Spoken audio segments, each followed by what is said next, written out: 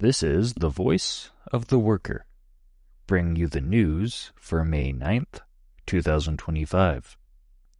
This news is current as of 1300 Pacific Daylight Time, 1600 Eastern Daylight Time, 2100 British Summer Time, 2300 Moscow Standard Time, 0400 China Standard Time, and 0500 Japan Standard Time.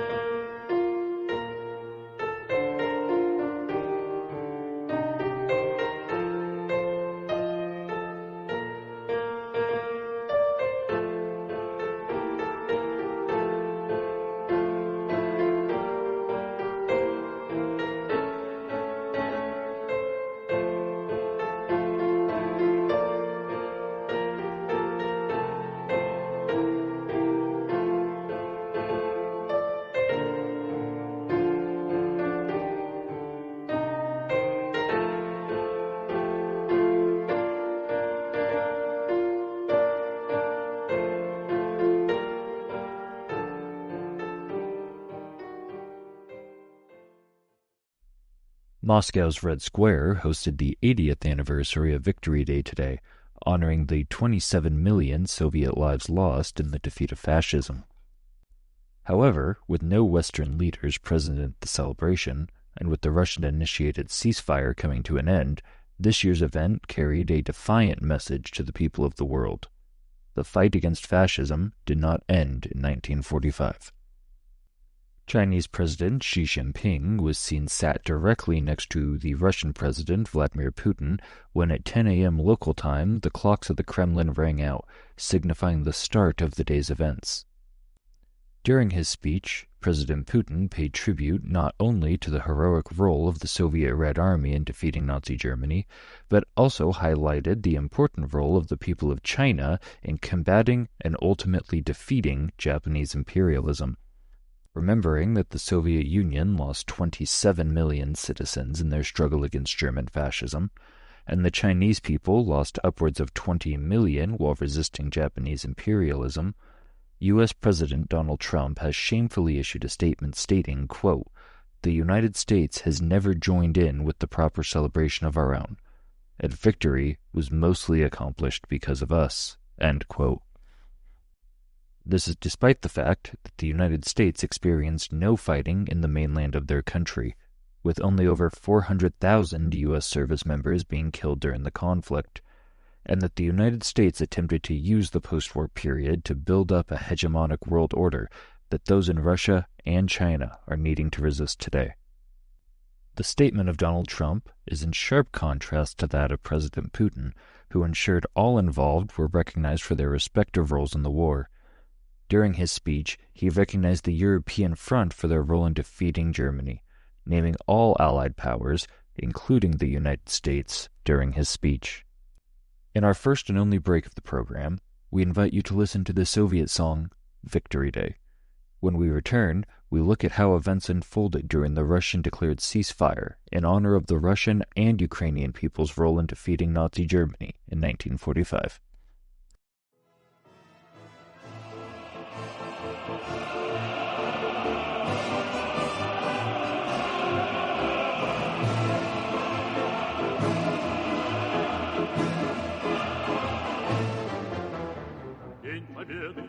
Как он был от нас далек, как в костре потухшим таял уголек. Были версты, обгорелые в пыли, этот день мы приближали, как могли, этот день победы. Порохом в рабах, это праздник, сединою на висках, это радость, со слезами на глазах. День победы, день победы, день победы.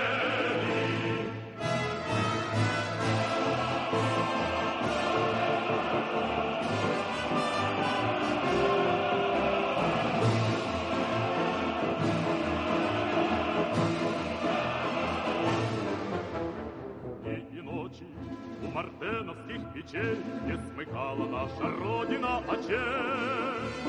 Дни и ночи битву трудную вели, этот день мы приближали, как могли. Этот день победы, ворохом пропал. Это праздник, сединою на висках. Это радость, со слезами на глазах. День победы, день победы, день победы, день победы, день победы. Здравствуй, мама, возвратились мы не все, босиком мы пробежаться по росе. Пол Европы прошагали, пол земли, этот день мы приближали, как могли. Этот день победы, ворохом пропал.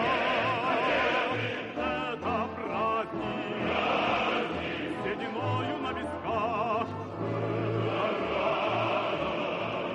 Со слезами на глазах. День победы, день победы, день победы, день победы, день победы.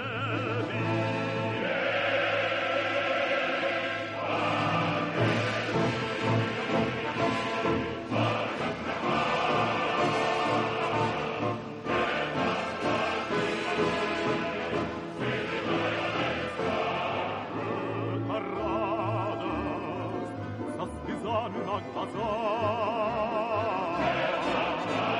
День победы, день победы, день победы.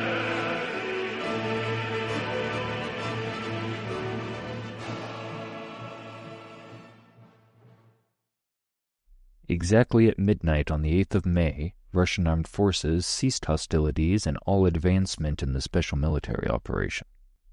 According to the Russian Ministry of Defense, Kiev carried out at least 488 offensive attacks and attempted 2 separate incursions into the Kursk region over the 72-hour ceasefire. President Putin proposed the ceasefire as what he called a humanitarian gesture, one he hoped could serve as a catalyst, quote, for the start of direct negotiations with Kiev without preconditions, end quote. During this time, U.S. President Trump has called for a, quote, unconditional ceasefire, end quote. Donald Trump has been attempting to facilitate discussion between Russian and Ukrainian leadership, but hasn't experienced much progress, with Ukrainian leader Zelensky remaining committed to a concept of victory that the entire world, especially those in the Ukrainian armed forces, understand is entirely unfeasible. As we conclude today's broadcast, the Voice of the Worker would like to remind listeners that the current special military operation is an essential prong in the global defeat of fascism. The embers of fascist terror were buried, but allowed to continue smoldering following the capture of Berlin in 1945. Today, we see it rearing its head in the form of the Ukrainian armed forces and the explicitly neo-Nazi organizations which permeate it. The special military operation will not be complete until the fascist hordes, which are manifested in Azov Battalion, as well as other Ukrainian ultranationalist neo-Nazi organizations, have been entirely wiped from the earth. The goal of denazification, as laid out by President Vladimir Putin in 2022, remains the shining star of the special military operation, and one the people of the world intend to follow to completion. Thank you for listening to today's program. To conclude, we invite you to listen to the Soviet patriotic war song, Katusha. Revolutionary greetings from the Voice of the Worker.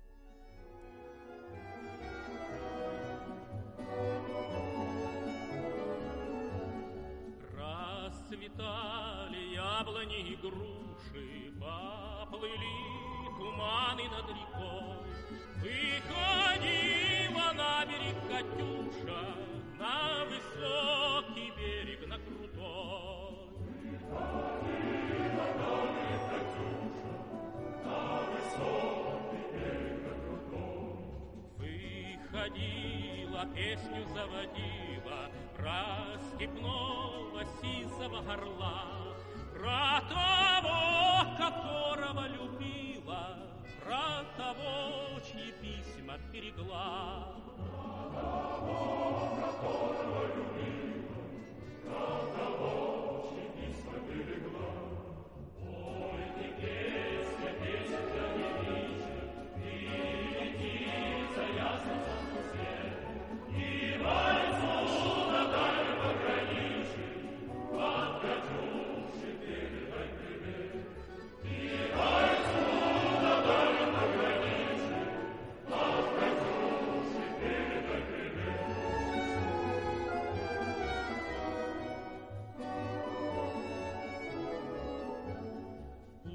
Пусть он вспомнит девушку простую, пусть услышит, как она поет, пусть он землю бережет родную, а любовь Катюша сбережет. Пусть он землю бережет родную,